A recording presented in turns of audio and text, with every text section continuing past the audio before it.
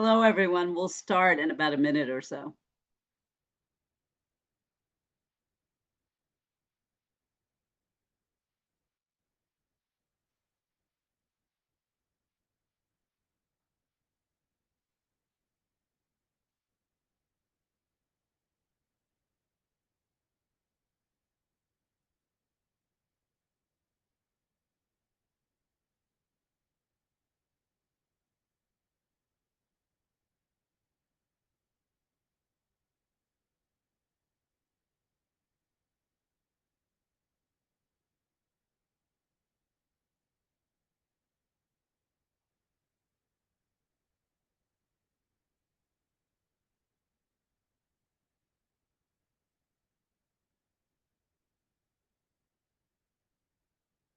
Okay, hello, everyone. Welcome to today's webinar, What's New in Uterine Cancer, Updates from the SGO Annual Meeting and Clinical Trial Opportunities. I'm Kitty Silverman, Uterine Cancer Program Director. And I'm Corby Arthur, Uterine Cancer Patient Support Coordinator. Before the presentation begins, I'd like to tell you a little bit about SHARE. We're a national nonprofit that supports, educates, and empowers anyone who has been diagnosed with breast or gynecologic cancer and provides outreach to the general public about signs and symptoms. For more information about upcoming webinars, support groups, and our support lines, please visit our website at sharecancersupport.org.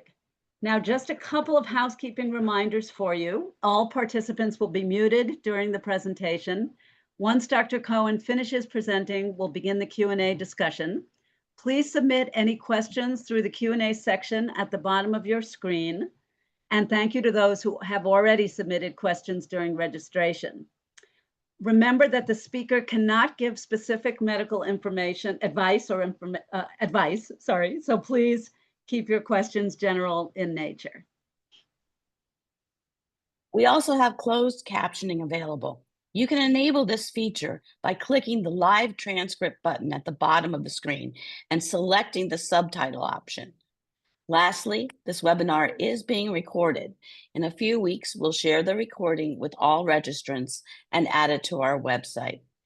And now I'd like to hand it over to Dr. Cohen to introduce himself. The screen is yours, Dr. Cohen. Great. Thank you all so very much. An honor to be here with Cher, and thank you, Kitty and Corby. My name is Josh Cohen. I'm a gynecologic oncologist in Southern California. I'm an associate professor in the Department of Surgery with City of Hope, and I'm the medical director for the Gynecologic Cancer Program at City of Hope, Orange County. And so I'm going to spend the next 30 to 40 minutes discussing endometrial cancer. So I'm going to share my screen now. I think someone else may stop sharing their screen, and then I'll share mine. There we go. Okay.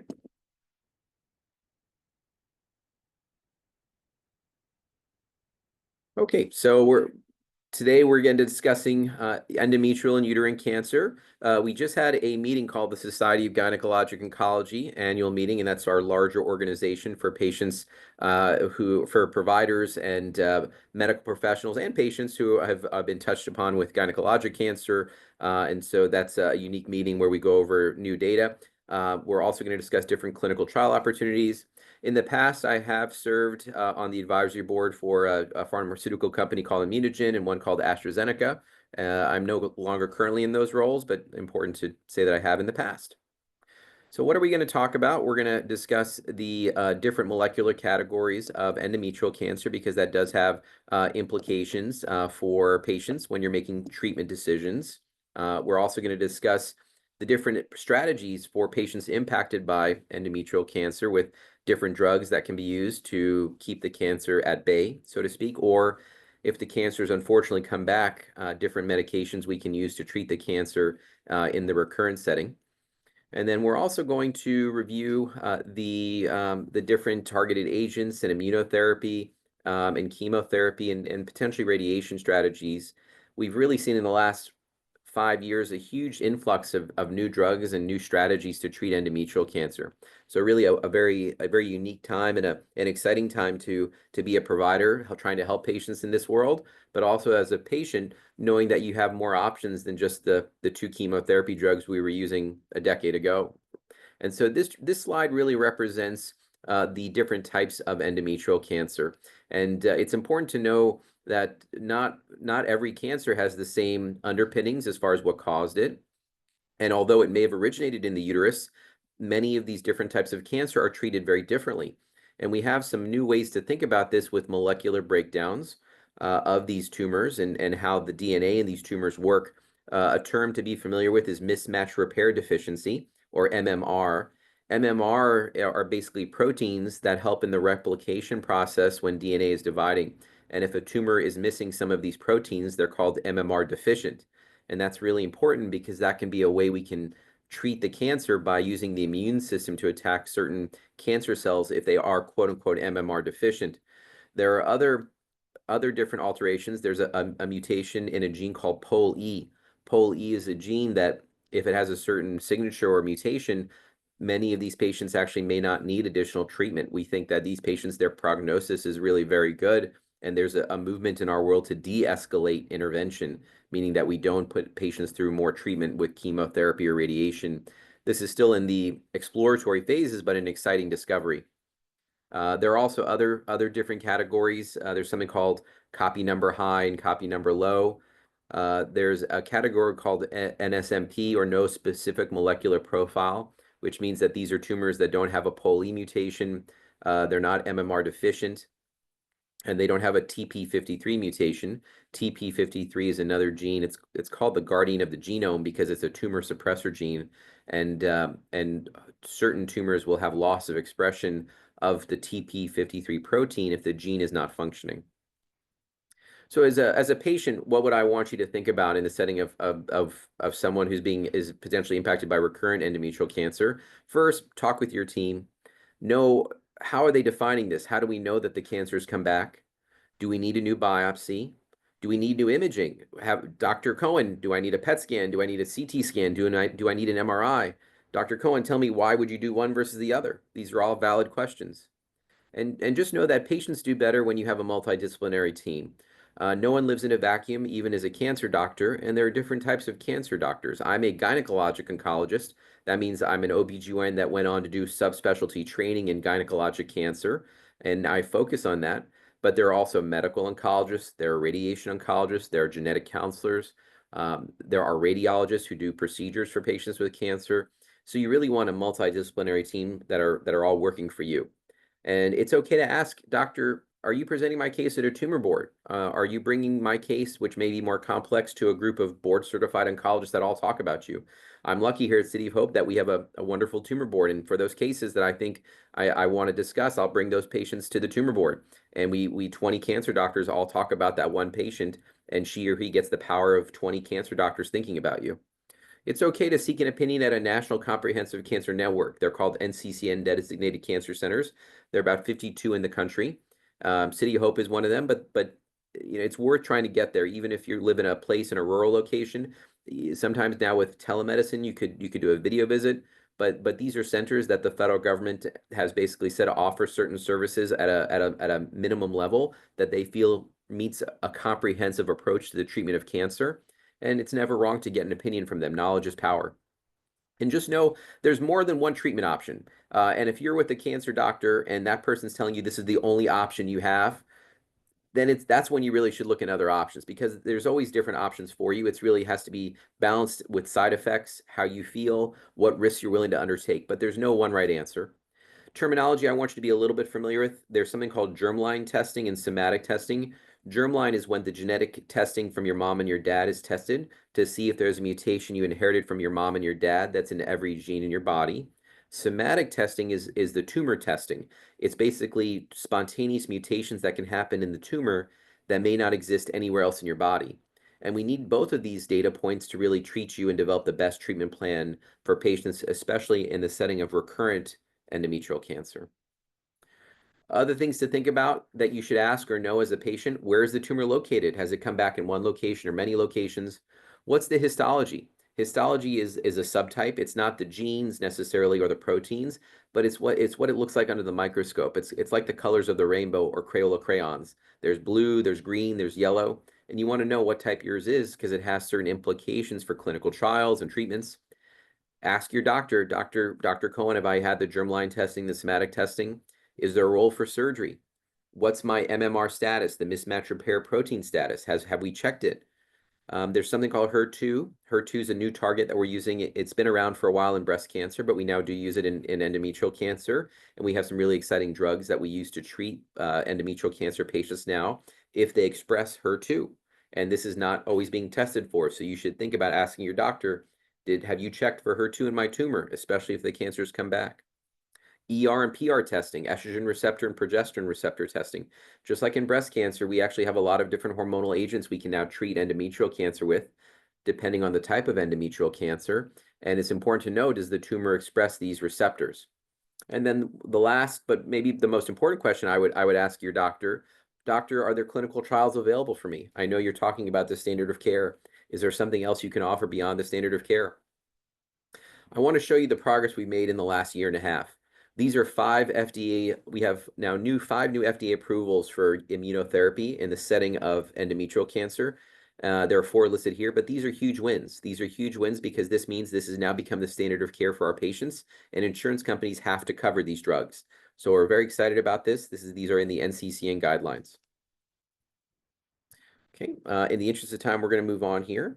So what to ask in the setting of endometrial cancer, some of the things that I would say that are important from a treatment standpoint, once you get down to the point that you do need a new treatment, is there a role for immunotherapy with something called immune checkpoint inhibition or ICI? This is a type of immune therapy where we unleash the brakes on the immune system and we allow your T cells to start attacking the cancer.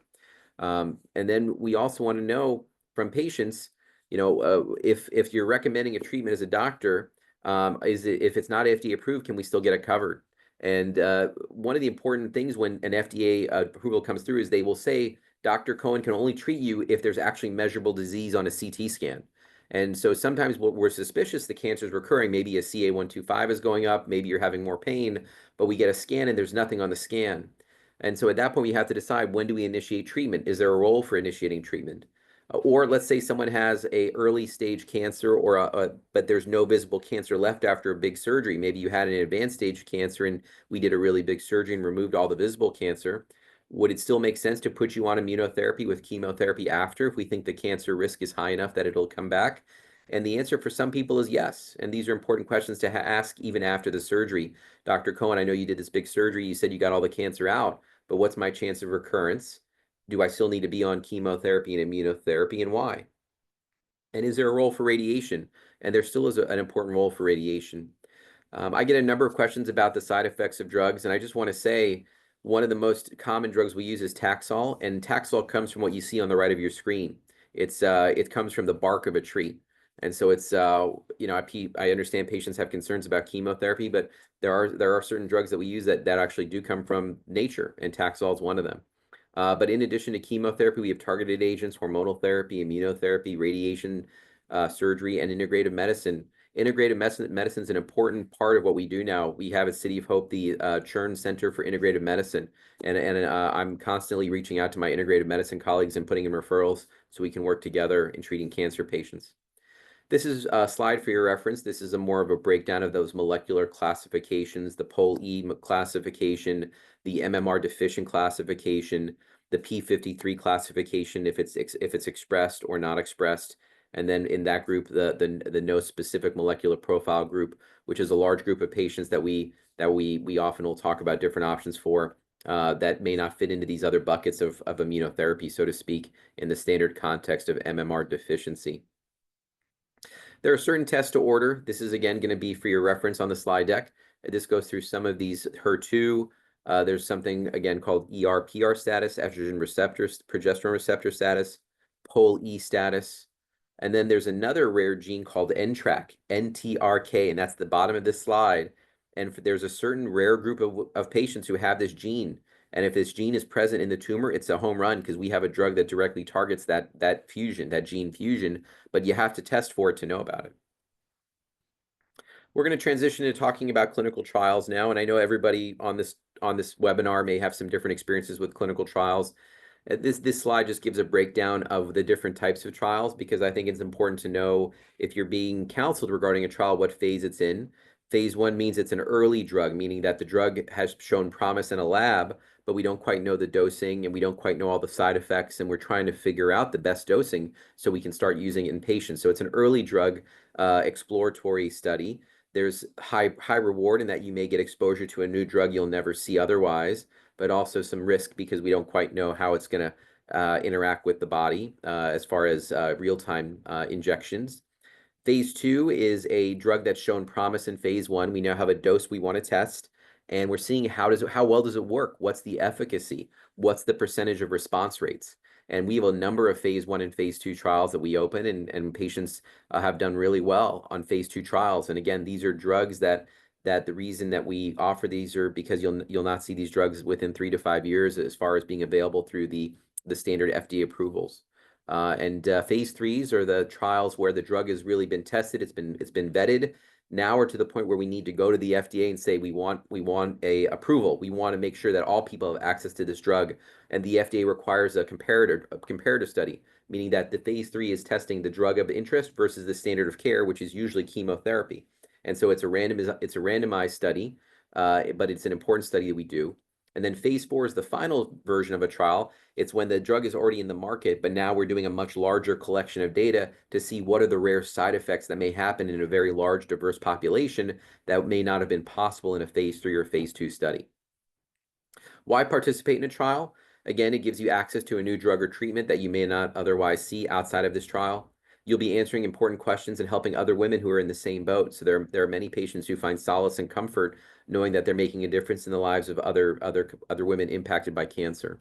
And then when you're on a trial, you get extra attention. We have to, I say that. I mean, you're being watched like a hawk by study coordinators, research nurses, your physician. Everybody's watching you super closely, and you don't quite get that. Well, what I would love to say, we do that for everybody, we do, but it's just the level that's required in a trial is different than the standard of care. So some people really like that they get more scans, or that, but the side effect is you're also getting more blood tests and you're getting more questionnaires. And so there's a lot that goes into a trial. It's an investment in time for the patient as well as the medical team. And that you may gain important information about your tumor. So you may get a report about your tumor that we may not otherwise be able to get tested. There may be a new antibody or a new receptor that is not yet part of the standard of care. And by enrolling in a trial, you would have access to that. So some of the trials that have come out more recently in the last 2 to 3 years that have been game changers, these are those studies for your reference. NRG-GY018 or Keynote 868. This is really the use of Keytruda or the use of pembrolizumab, which is an immunotherapy drug. And then we also have other approvals for something called dostarlimab. But the important thing here is that for women with metastatic or recurrent endometrial cancer, there's really good data now that adding immunotherapy in some form to your treatment is likely the best way to go. And so this looks at an example is the NRG-GY018, which enrolled patients with stage 3 or stage 4A endometrial cancer and 4B. We randomized patients, and we found that patients had a better improvement in progression-free survival if they got chemotherapy, carboplatin and Taxol, and pembrolizumab, compared to those who only got carboplatin and Taxol alone. This was just published in the New England Journal of Medicine about a year ago with Dr. Eskander, showing that you can see on both sides of the graphs that those women who received pembrolizumab lived longer and had an improved progression-free survival. This is a similar study looking at the role of another drug called dostarlimab, and that's a drug that is a similar drug to pembrolizumab. And the exciting thing about this trial is that it included a number of different histologic subtypes. And I mentioned the crayons, the colors of the rainbow or the colors of the crayons. So this trial included women with carcinosarcoma, clear cell carcinoma, serous carcinoma. So patients who have very somewhat rare tumors were still enrolled on this study, and they still benefited from the use of immunotherapy, which is really very exciting. This is just an example of the long-term follow-up. Again, this was published in the New England Journal about 1.5 years ago. And you can see the separation. So if a patient has an MMR deficient tumor, I mentioned that earlier, mismatch repair deficiency in the tumor, those patients who received immunotherapy, it's a game changer. I mean, if you look, it truly can be a life-saving drug. And that's what we're seeing on the left side of the screen. For those patients who don't have the mismatch repair mutation in their DNA of the tumor, it's still helpful because it's something that we still think patients will survive and have a benefit improvement in survival, but it's not the same game changer as we see for the dMMR group. And that plays out in these slides as well, that there was a clear benefit in overall survival for both, but really the statistically significant group is the dMMR group. There are going to be other strategies that we're going to need for those patients who have an intact mismatch repair protein system. So I mentioned HER2. HER2 is an important target. HER2 is a drug that it's a receptor that we target with certain antibodies. Trastuzumab is one of those antibodies, and what we see is that if patients have a high expression of HER2 in the tumor, and the way we test for that is immunohistochemistry, where we stain a slide and we look under the microscope, those patients do much better. There's an overall survival benefit for stage 3 and 4 patients, meaning that they live longer if they receive trastuzumab versus not receiving it. This is a newer study, and there was an update presented at the annual meeting a few weeks ago, SGO 2025, which I'll touch on here shortly. But this was a complex study. It's called DUO-E, and DUO-E is a study looking at studying patients with metastatic endometrial cancer, meaning stage 3 and stage 4, and they were randomized to receiving immunotherapy. And in this study, the immunotherapy drug is called durvalumab versus standard chemo. But in addition, they were also randomized to receiving an oral pill called a PARP inhibitor, P-A-R-P inhibitor called olaparib.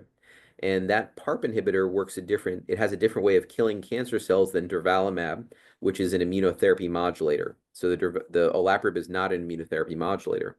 And there are a lot of different algorithms here. And the truth is there is some complexity because there are some toxicities that come from adding 2 drugs that are meant to be a maintenance, meaning women were asked to stay on these drugs for years after their initial chemotherapy. And I'm going to present some of this data because there is some exciting signals here. It may not be a game changer for everybody, but it tells us there are probably some patients who may benefit from the use of combining olaparib and durvalumab after someone's done with their chemotherapy. And it's probably going to be in those patients who have the pMMR signature, the proficient mismatch repair. So you can see on the left side of the screen, those women who have the DMR deficient tumors, they did well regardless of getting the olaparib, meaning that the immunotherapy, the durvalumab, was probably the biggest reason they did so well. And that's because the immunotherapy works so well in patients who have dMMR tumors. On the right side of the screen, you can see the results are different. So on the right side of the screen, these are women whose tumors are MMR proficient, meaning that all the proteins are intact in that MMR group. And the durvalumab helped, but it wasn't a game changer necessarily. But it looks like the group that had durvalumab and olaparib did a little bit better. And maybe this is a path forward if we know that women are not going to get the same benefit in the pMMR group from the durvalumab alone. Maybe this gives us a signal that there could be a role for adding the olaparib in the pMMR group. Maybe it's worth some of that toxicity if we think there's benefit in survival. And so these are questions we're still figuring out answers to. I propose this because I want you to have the latest data to talk about this with your cancer team and your family. There was another trial that looked at a combination of drugs called lenvatinib and pembrolizumab. So pembrolizumab is immunotherapy. Lenvatinib is a tyrosine kinase inhibitor. It's a tyrosine kinase inhibitor, attacks cancer cells in the various pathways that they replicate. And we looked at this combination versus standard chemotherapy to see if it was going to be better than chemotherapy in the recurrent setting. And what we found was that it was not. It was about the same or maybe a little bit worse. But it is exciting in that we have an alternative to chemotherapy for women in the recurrent cancer setting that probably is just as good on some level, but maybe not ready to be the initial. You should still get chemotherapy first. But we have a really good option after called Lenvima and pembrolizumab, or lenvatinib and pembrolizumab. So if you're a patient who's not had prior immunotherapy, maybe you had endometrial cancer 5 years ago and it's come back, this would be a really good option for you, the lenvatinib and the pembrolizumab in combination. For those women who get pembrolizumab or another immunotherapy in the initial treatment of their cancer, we're not yet sure if the lenvatinib and pembrolizumab combo is going to be as useful, and we're still trying to figure that out as well.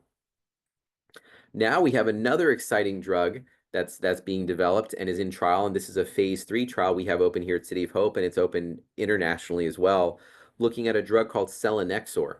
Selinexor is a different way to attack cancer cells. It's an oral selective inhibitor of something called the XPO1 mediated nuclear export compound. That's a mouthful. And it goes into the nucleus of these cancer cells to attack them. We believe that this does have a role for patients, that it will make a big difference, and it actually seems to be most effective for those patients who are P53 wild type. If you remember, I mentioned that no specific molecular profile group, NSMP. This is probably going to be a pathway forward for those patients who have our NSMP, who have an intact T53 gene. It seems like this can be a really big game changer for those patients, where if we put them on this drug as a maintenance, they have a much better chance of keeping the cancer away. And so this is really exciting. This is the preliminary data. This is the phase 2 of the selinexor series. We have the phase 3 opened. The phase 2 showed really exciting data. And you can see for the P53 wild type population in that right corner of the screen, for the women who were put on selinexor, they did much, much better than women who did not get selinexor. Their progression-free survival was significantly improved. So really exciting, and we're moving this forward in studies. Now we wanted to ask the question about radiation, because it's always a discussion of, should we, are there women who really benefit from additional radiation, or not, and how do all women need to be on immunotherapy even if they have high risk disease? The answer is probably not everybody needs to be on immunotherapy with high risk disease, and not everybody needs radiation. This study showed us that for women who have perhaps a positive sentinel lymph node. A sentinel lymph node is basically a sampling during your surgery. Your cancer doctor will sample the very first lymph nodes next to the uterus. If you're a patient who has a positive sentinel lymph node, but everything else was negative, meaning that there was no tumor in the abdomen covering the abdominal cavity, you may not need to be on immunotherapy. If your tumor is pMMR, meaning that it's not the dMMR signature, there's data that says radiation alone may be enough for you, or chemotherapy, but you may not need the 2 years of immunotherapy. And immunotherapy is overall well tolerated, but being on a drug for 2 years is cumbersome. You have to come into the doctor's office or the medical center every 6 weeks for the infusion. And there are some rare side effects with immunotherapy that we do worry about, and some of them can be life-threatening. And so these are powerful agents when we enact the immune system. So what I'm showing you, hopefully, with this study is that we're not only are we trying to incorporate immunotherapy where it's most important, we are even in the same breath trying to identify which patients don't necessarily need that immunotherapy. And it's probably going to be in those patients that are the pMMR group that have early stage high risk disease. If someone has a dMMR tumor deficiency in that mismatch repair protein group, they probably will benefit enough that it's worth the risk of putting them on the immunotherapy. This is the trial we have open here at my institution, and it's open nationally and internationally with the selinexor drug. And again, the patients that are going to benefit the most are going to be the P53 wild type NSMP group. And so if you're someone who's at your initial phases of diagnosis and you're in the midst of chemotherapy, talk to your doctor about whether this would make sense for you if you have stage 4 disease.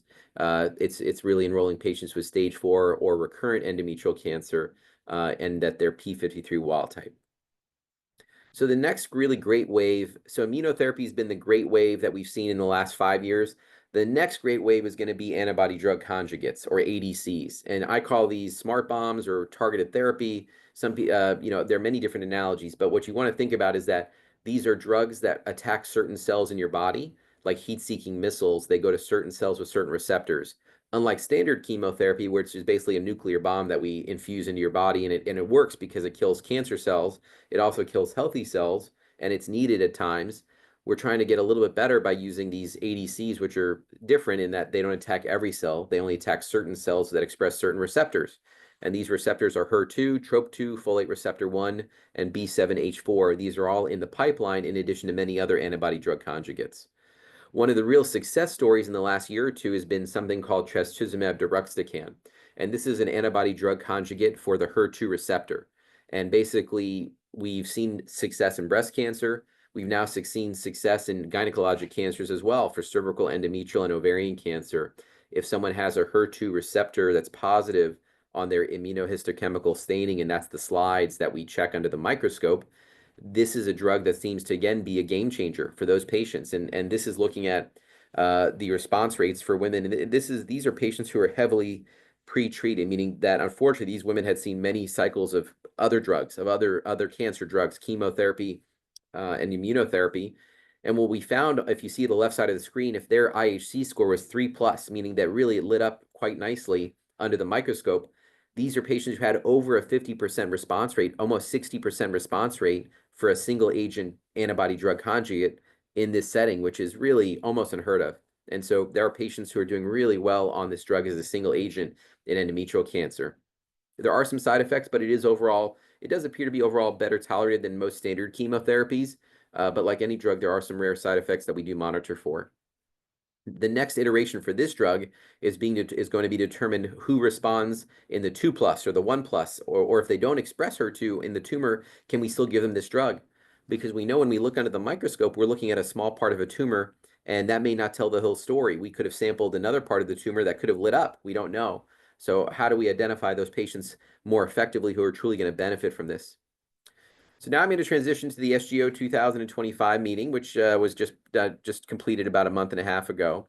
And some important points from that meeting. One of them is the use of immunotherapy prior to surgery.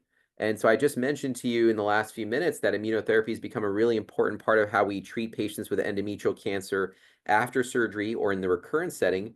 This is a trial that Dr. Lee and team was looking at the use of immunotherapy once someone's been diagnosed on a biopsy. So even before they've had surgery, including removal of the uterus. And what they found is that for those patients who are mismatch repair deficient, it worked really well, meaning that there was an 80% response rate. So it was a small study, but 80% of women with mismatch repair deficient endometrial cancer who were put on nivolumab had a complete clinical response with no evidence of tumor on imaging or biopsy, which is really quite exciting.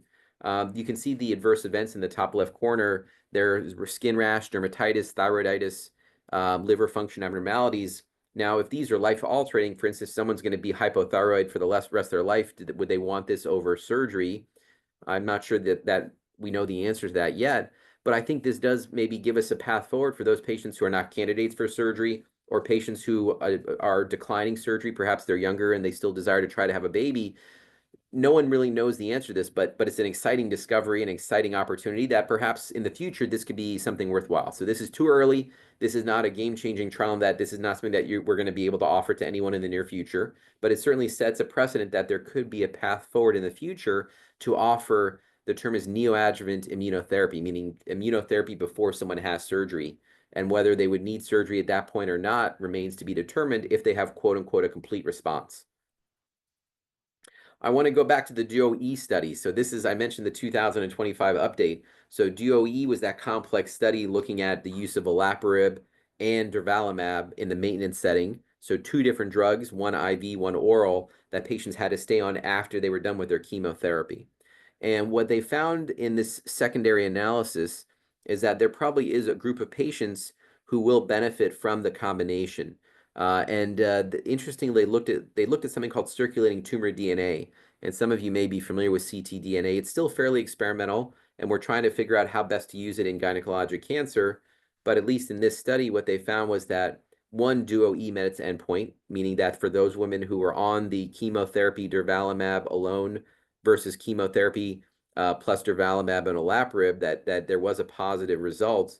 That there may be a path forward for those women who have a biomarker such as ctDNA that's detectable in their blood. And so this is still experimental. I'm not recommending this to pay all patients. There are some patients where, based on the molecular signatures, I will consider adding olaparib to immunotherapy, but this is something where we're still figuring this out. So again, this is not a game changer, but something that you should have an open discussion with your doctor. And if you're on immunotherapy and in the setting of endometrial cancer, perhaps bring up with your doctor, hey, what are your thoughts on that DOE study? Do you think I should also be on a PARP inhibitor? Because these drugs do have side effects, and the last thing that we want to do is cause harm, and especially in the setting of something where we're trying to add versus take away from the potential of improved survival. Another study that was presented at the SGO 2025 annual meeting is looking at a new antibody drug conjugate, and that drug conjugate is called puxitatug samrotecan. Puxitatug samrotecan, or the name AZD8205. It's an early study, a phase 1 to 2A, so it's an antibody drug conjugate, and it targets the B7H4 receptor, B7H4. And what we found in this very early study was that the response rates were really very good. So there was almost up to a 40% response rate in a heavily pretreated group of patients, meaning these are women who have sadly dealt with a number of prior lines of treatment because of the cancer coming back. And what we found was that even with including other rare subtypes like serous carcinoma, carcinosarcoma, clear cell tumors, the response rates were still very good. So this may be another antibody drug conjugate that we can use to treat people in the recurrent setting. It gives us another tool in our toolkit, another treatment option for patients. So the phase 3 is coming, it's opening. So this is one where you should maybe keep an eye out for this with your cancer team, because if it's not open at your own institution, it may be open through another institution. And this is where SHARE can be helpful in identifying trials, or clinicaltrials.gov. But this is coming down the pipeline, and Dr. Gillard and her team are the investigators, and we're very excited about this antibody drug conjugate. Another trial that was presented, which is exciting, is the phase 2 study of letrozole, abemaciclib, metformin in the context of estrogen receptor positive endometrial cancer. And so I mentioned to you that we do use hormonal therapy in the treatment of endometrial cancer. One of the new approaches is using hormonal therapy and immunotherapy. And this has been done for years in breast cancer, but we're doing it more in endometrial cancer with a reasonable amount of success. Dr. Konstantinopoulos has done a lot of this research and deserves a lot of credit for this. So he looked at a smaller study of the use of letrozole and an immune modulator called abemaciclib, a CDK4/6 inhibitor, and adding a drug that we use for diabetes called metformin, to see if we could get a better response by adding metformin. You may say, well, why are we doing that? There's a lot of science behind it, and we believe that some of the cancer pathways follow these insulin growth factor pathways in our body, which is very interesting. This was looking at progression-free and overall survival, no limit to the prior lines of therapy. They did allow for prior hormonal therapy. They could not have had a prior CDK4/6 inhibitor like abemaciclib. And what they found was exciting. They found that patients, though the median progression-free survival was about 19 months. Progression-free survival at 6 months, meaning how long patients are living, is about 73%. It's not overall survival. Overall survival is life expectancy. Progression-free survival is time without the cancer.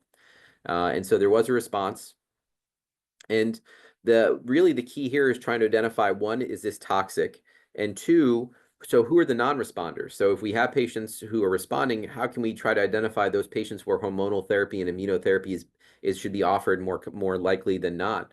And this gives you some info. So the top left screen gives you the side effect profile. And there was toxicity, but none of these were toxicities that required patients to come, quote unquote, off the study. There were dose reductions needed, but the neutropenia, fatigue, and anemia were common, as was diarrhea. And so the diarrhea was a grade 1, but these were the most common side effects. And then when we look at those patients who responded, this is in that no specific molecular profile group, which, sometimes, we really want more for these patients. I mentioned the selinexor study, but this is another path.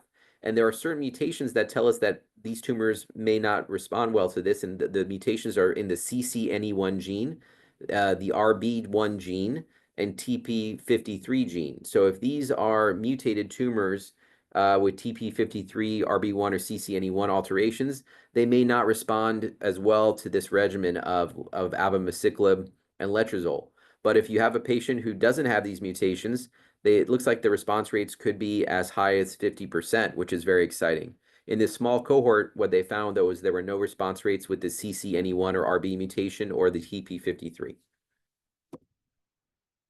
So this is another ADC called cetuximab tirumotecan. This is a phase 3 study, so it's that bigger study it's now open across the country, and it's looking at a TROP2 target, a TROP2 antibody. And so again, if you're dealing with endometrial cancer, this is something to talk to your medical team about, see if it's available for you. It involves being randomized to the TROP2 drug versus doxorubicin or paclitaxel. And I will tell you that it's always a little scary when you hear the word randomization. But when I talk to my patients about trials, what I say is that I would not put anyone on a study that I do not feel comfortable with any of the arms. Meaning that if we don't get the study drug, the other drugs are drugs I would have used for you regardless. And I view this as a chronic condition. Cancer, when it's come back, is chronic. We talk about remission. And the analogy I use in Southern California's Magic Johnson was when he was diagnosed with HIV in the early 90s, we had nothing to really offer him, but we made HIV chronic for most patients because we used different antiretrovirals at different times. And that's my hope for cancer. If cancers come back, we may not be able to cure cancer, but we want to make it chronic, keep the disease burden low. We want to get you into remission. And all of these drugs are going to be drugs you'll likely see over your lifetime. So if you don't get the TROP2 drug and you get doxorubicin, that's a drug that I was going to use that drug regardless at some point. So we can use it now. But these are ways to think about why clinical trials may make sense for you or not. These are other drugs in development that are not ADCs. There's WEE1 inhibitors, CHEK1 and CHEK2 inhibitors. There are PI3K inhibitors. And I bring this up just so you're familiar with some of this terminology. This was presented recently in January as drugs that are in the pipeline. These are still very early and not ready for, prime time, so to speak. Other things that are in the pipeline, there's an antibody drug conjugate that targets folate receptor 1. Folate receptor is another commonly expressed receptor on certain gynecologic cancer cells, including ovarian cancer. This is a trial that we hope open here at City of Hope. This is looking at folate receptor alpha in ovarian and endometrial cancer, although the endometrial cancer cohort is currently on hold. But just this represents, again, the depth and breadth of what we have available for patients now that we didn't have even 5 years ago. This is another trial that's currently open, looking at a PIK3CA mutated ER-positive endometrial cancer tumor. We're using, again, hormonal therapy and immune modulation. And so this is alpelisib and fulvestrant. So these are, again, exciting drugs. They're drugs that are meant to target the PIK3CA pathway. And if you're someone who has an endometrial cancer in the recurrent setting, ask your doctor if you've been tested for PIK3CA. It's one of those molecular readouts that your doctor would have if they've tested the tumor, because you may qualify for this trial. This is a trial that we have open at City of Hope. This is looking at sacituzumab govitecan. This is another TROP2 study, or TROP2 target. And we've had patients respond and do well. And so this is looking at a new antibody drug conjugate that has a payload that links a warhead. I don't like using necessarily this terminology, but it has a very effective drug that kills cancer cells that's attacked to a specific receptor that only goes to certain cells in your body. So again, different than standard chemotherapy. So we're going to wrap up here in the next couple minutes. So future directions in endometrial cancer, the role of immunotherapy used perhaps in the upfront setting. Maybe we move away from chemotherapy and no longer need it. That's something that we're not yet sure if it's feasible, but we're trying to get there with certain patient populations in the DMMR group. For the PMMR, proficient MMR group, we want to do better. So, and this may come from adding a PARP inhibitor like olaparib. It may come from another treatment modality like an ADC or selinexor. But we want to make a little more progress for the proficient MMR group because we know they don't tend to benefit quite as much with immunotherapy. And can we use immunotherapy after immunotherapy? If someone's progressed on an immunotherapy drug, can we use the immune system in a different way and still use immunotherapy instead of chemotherapy? And the answer is we don't quite know, but we're investigating it. What are other targets? So the folate receptor, HER2, TROP2, these are all wonderful. How do we sequence them? How do we choose which drug to give first and when? And the answer to that is we don't know. And we're trying to figure out sequencing can be really an important part of how we manage patients in the recurrent setting if we know that this is going to be a chronic condition.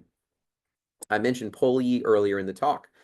There is a movement to de-escalate. If someone has a POLE mutated tumor, maybe they don't need chemotherapy. Maybe they don't need radiation. Maybe they can be watched after surgery.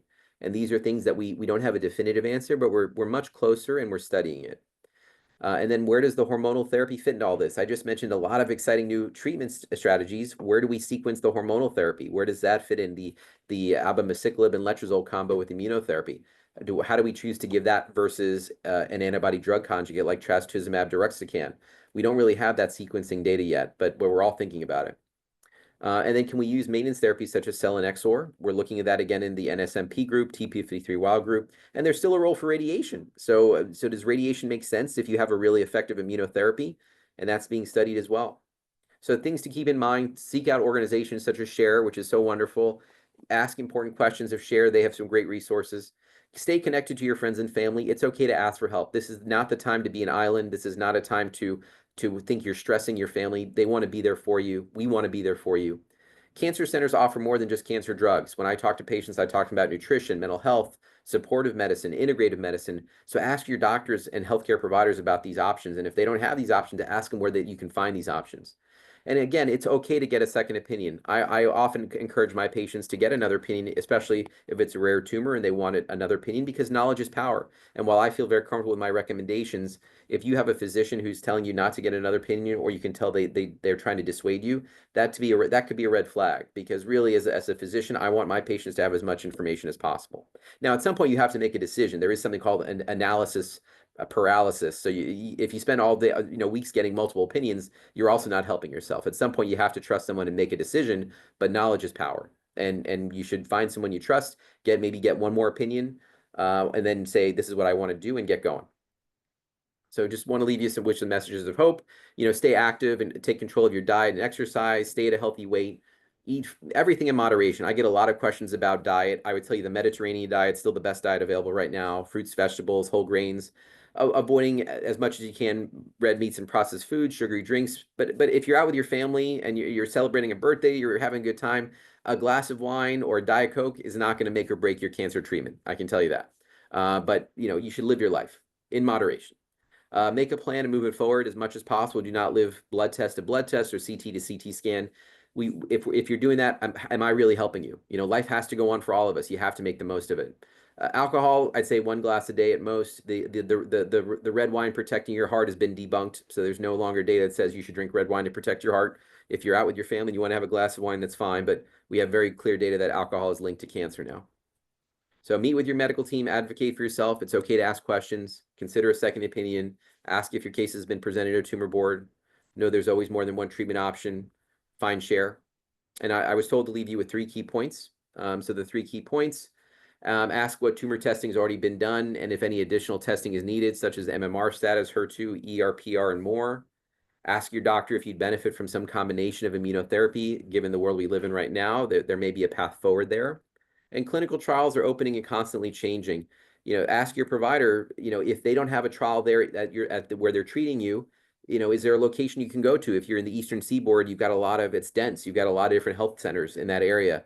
In California, in LA, we've got a lot of health centers. Now, if you're in a very rural area, that may be limited, but these are important questions to ask your doctor and say, well, if you don't have the trial, can you get me to someone who does? And try to engage them if there's a trial you think that you're really going to benefit from. City of Hope, we're fortunate that we have actually a number of locations now. It's not just here in California, Duarte, Orange County, where I'm based, Atlanta, Chicago, Phoenix, for those locations. And this is my contact info. So with that, I'm going to stop sharing my screen. I just want to say a huge thank you again to Kitty and to Corby and to the whole SHARE team. Thank you for giving me the opportunity to spend a few minutes with you here to go over some of the newer advances in endometrial cancer. Thank you so much, Dr. Cohen. That was incredibly informative. We really appreciate your joining us. You can still submit questions in the Q&A section at the bottom of your screen. We will ask Dr. Cohen both pre-submitted and live questions, and we'll try our best to get through as many questions as we can. Dr. Cohen, this one was asked both beforehand and during the presentation, and I'm sure it's on every doctor's mind now. With all the changes going on with the current administration and research funding, what is the impact on current and future clinical trials? Yeah, and I would say it's on all of us in the scientific community, but also on all of us in the United States to continue to advocate. Right now, ongoing trials are not going to be closed. So if you're on a trial, there's no trial being closed. So you're going to have access to those drugs. What we do worry about is the pipeline, the future. And so when you have researchers who have lost their funding in the NCI, the National Cancer Institute, or people making medical decisions that don't have a medical background, we all lose out. So I would tell you, if you're on a trial, don't worry. It's okay. You're not coming off that trial because of lack of funding. But I would tell you, as someone who cares for cancer patients, I'm advocating. I'm sending letters to my local government officials and saying, look, politics has no role in medicine. Everybody can have their own opinion. But at the end of the day, it's about patient care, and I need to advocate for my patients, and that's what I'm going to continue to do, and that includes research. So yeah, so we need to advocate. We need to. In no way should the funding for NCI ever be pulled or reduced. It should never be about any political beliefs either way. And so if you have senators and governors, if you're in a state where this comes up, let them hear it and let them know that you're a cancer patient, your loved ones have been impacted, and one of the last things that should get cut is cancer research. That's a clear, to me, that's the most nonpartisan thing you can offer. Absolutely. Thank you. What are the new developments in uterine carcinosarcoma treatments? Are there any clinical trials specifically for recurrent carcinosarcoma also? Yeah, and thank you for asking that question. Carcinosarcoma is a rare tumor and was often excluded from trials. But what we're using now is a lot of the studies are including carcinosarcoma patients in the ADC study. So the antibody drug conjugate studies many of them are including carcinosarcoma patients. I mentioned the sacituzumab govitecan study I have open here, and we have a patient who's responding really well with carcinosarcoma. And so it allows for that. So I would tell you, we do have treatments available. I would ask your doctor to check for HER2, HER2, because if the carcinosarcoma expresses HER2 even 1+ or 2+ or 3+, I would say that trastuzumab govitecan or trastuzumab deruxtecan, which is the HER2 ADC I presented in the presentation, we've had patients respond to that as well. So I think the path forward may be more so with the antibody drug conjugates. You need the right molecular testing. And then if you have access to a trial, talk to your doctor about trials with ADCs, because many of those trials are now including carcinosarcoma patients. Oh, okay, great. And actually, I realized there was a live question related to this same topic. Is NTRK testing recommended for uterine carcinosarcoma? It's recommended for when someone does it's called next generation sequencing of the tumor. So when they do next generation sequencing of the tumor, it should be included in that. And so I would tell you, if you're someone impacted by carcinosarcoma or any recurrent endometrial cancer, talk to your doctor about doing NGS testing. Say, Dr. So-and-so, Dr. Cohen, have you done NGS testing of my tumor? And then find out if they did. And then it's okay to ask for the report. It's okay to see, but usually that NTRK should be tested as part of that NGS. Okay, great. Thank you. With such close CT surveillance following uterine cancer, including mammos, CTs, and then other things, dental x-rays, should patients be worried about the amount of radiation being received? Not at all. Not at all. So radiation, these scans are overall very safe. I mean, we get radiation everywhere, sadly. When you go on an airplane, that's more radiation than a chest x-ray. And so when you're dealing with a recurrent cancer, the risk and benefit is what I think about. So the risk of the cancer coming back versus the benefit of finding a cancer earlier and treating it, it to me is much worth the exposure of a CT scan for radiation. Now, if you're 22 years old and you've been diagnosed with cancer, which would be horrible, do I want you to get a scan every 3 months for the next 40 years? No, you shouldn't do that. But if you're 75 years old and you have a recurrent cancer, if you're asking me, should you worry about the radiation getting a scan every 3 to 6 months? The answer is definitely not. Okay, thank you. If the original primary tumor was tested for various things, HER2, MMR status, HRPR, would you still repeat these types of evaluations for a recurrence? There can be a role for repeating. There is something called tumor heterogeneity. I'm not sure that you would need to repeat the entire NGS sequencing, but HER2 is something that we've retested, and I tell our pathologists to squint and find any HER2 they can, because then I can go to the insurance company and make a push for that drug. But it's really going to be a decision to decision based on, one, how far apart was the recurrence, meaning was the tumor tested 3 years ago, 5 years ago? If they just tested your tumor a year ago, there may be less utility in retesting and doing a new analysis. But yes, I think certain signatures like HER2 or folate receptor or even ERPR status, there can be a role for reevaluating that. Okay, one more quick question, and then I'm going to turn it over to Corby to continue the questions. After taking a break from immunotherapy due to side effects, what are the guidelines for returning to treatment? That's going to be depending on what side effects there were. And so there are some patients who should never go back on a certain immunotherapy. So for someone who's developed myocarditis, which is an inflammation of the heart muscle from immunotherapy, you may never be able to go back on that type of immunotherapy because of the risk. or someone who's developed type 2 diabetes. It depends, or insulin dependent diabetes. If your blood sugar is well controlled, you probably could go back on immunotherapy. But those are very rare side effects. Another more common side effect is pneumonitis, or inflammation of the lungs. So if you have inflammation of the lungs and it was graded at a certain level and it's better, there could be a path forward for restarting the immunotherapy, but you have to do it very cautiously. Same thing with rashes. If you have really horrible rashes covering your whole body, but it's better, maybe there is a role for restarting it. But these are all shared decision-making approaches with your doctor, and there's not one answer to that question, unfortunately. So it Sure. really depends on the side effect that exists, how it's resolved, and then what was the timeline for where you were in your immunotherapy. Meaning, if this happened within 1 or 2 doses, that probably is not going to make sense. But if you've been on this drug for 6 months and doing great, and this was something that developed but then got better, maybe there's a path forward to go back on it at some point. Again, I realized that the person did mention thyroiditis, pneumonitis, and colitis. So Okay, well that's 3 different side effects. So that's tough, because if you had all that's 3 tough, of those, yeah. that's going to be tough. So that's going to be really shared. That you may not be a candidate to restart if you've truly had 3 rate limiting toxicity. Right. Okay, thank you. Corby, I'm going to hand it over to you to continue with the Q&A. Thank you so much, Dr. Cohen. Oh, I think you're on mute, Corby.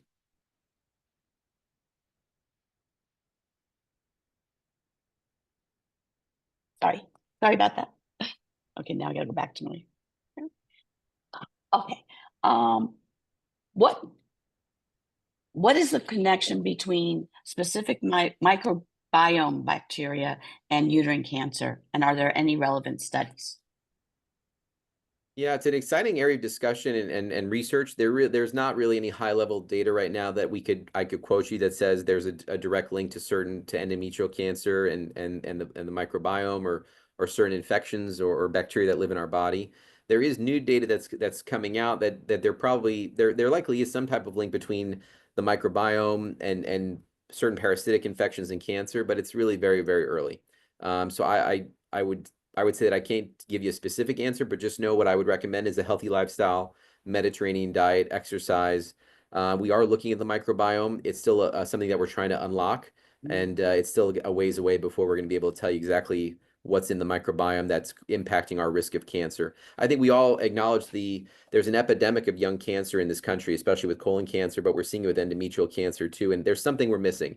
And if it's the microbiome, it could be. Is it microplastics? Who knows? But there's something about what we're seeing in our world that's causing cancer at a younger age, and we haven't figured it out.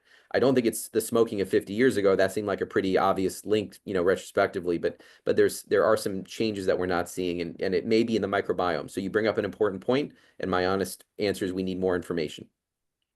Okay, thank you. What role, if any, does the ctDNA monitoring play in treatment? I know you mentioned it as part of a study, but yeah, in it's general. very, very controversial right now. So we actually don't know how ctDNA should impact endometrial cancer treatment. There are some early studies coming out looking at the role of making treatment decisions based on this. ctDNA has been tested more so in lung cancer and colon cancer. These are different cancers that spread in different ways from endometrial cancer. And so it's hard right now to make a decision based on ctDNA, because we don't want to take an example. Let's say you're on immunotherapy, and let's say we're following your ctDNA level for whatever reason. And let's say it goes up a little bit, but on a scan you have no cancer. Should we take you off of that immunotherapy because the ctDNA level went up a little bit? Is that clinically relevant? Maybe not. Maybe you'd live another 10 years on that immunotherapy drug. I'm just giving an example, and we don't know. So there's no real correlative data that I can tell you ctDNA should be used for decision making in the setting of endometrial cancer. We're doing some studies at City of Hope looking at this. There are some other organizations looking at this, and I think in 2 to 5 years we'll have some more data to give you guidance.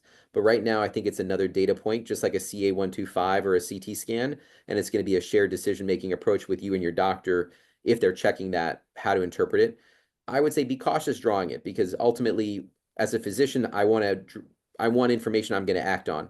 And if I don't know what to tell you as the patient, what to do with this result, then I'm ordering a test I don't know how to interpret. So ctDNA has power, but the truth is, although we can measure it, we're not sure what to do with it. And there's no guidelines right now in gynecologic cancer on how to use it. Okay. I hope I have time for we have time for these questions here. A person is asking about City of Hope using the HIPEC and or the PIPAC, and how successful have these treatments been? Yeah, so HIPEC and PIPEC, these are really treatments that are designed more so for ovarian cancer. HIPEC is heated chemotherapy directly in the abdominal cavity, and that's we instill that at the time of the surgery into the abdomen for certain patients.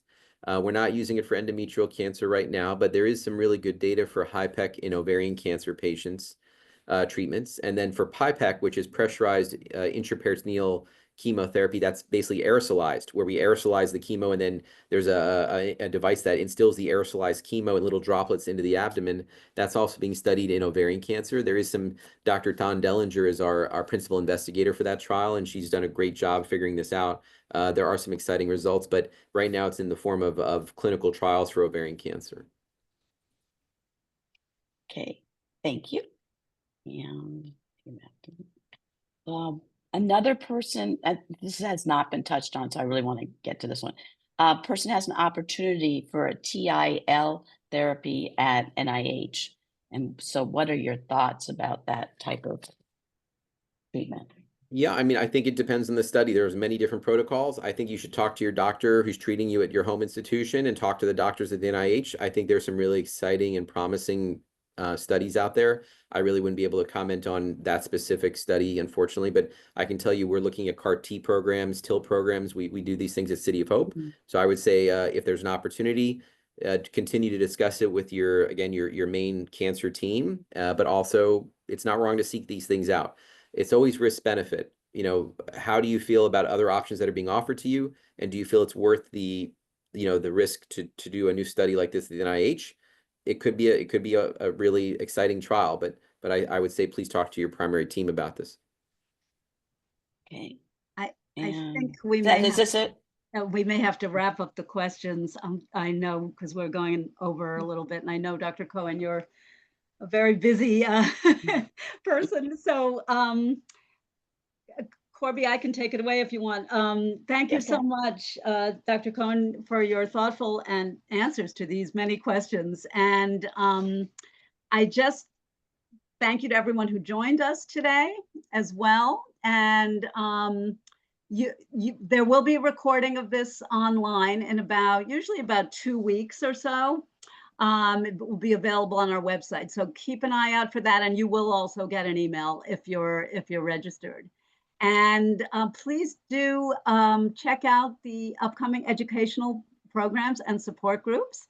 And don't forget to follow us on social media as well. And please take a moment to complete the survey at the end of the webinar. The survey will pop up in the browser when the webinar ends, and the link will also be in the follow-up email. And all surveys are anonymous. And this concludes our webinar for today. We can't thank you enough, Dr. Cohen, for all this fantastic information and being presented so clearly and wonderfully. So thank you. And we wish everybody a good rest of the day. Thank you all. Thank you. Take care. You too.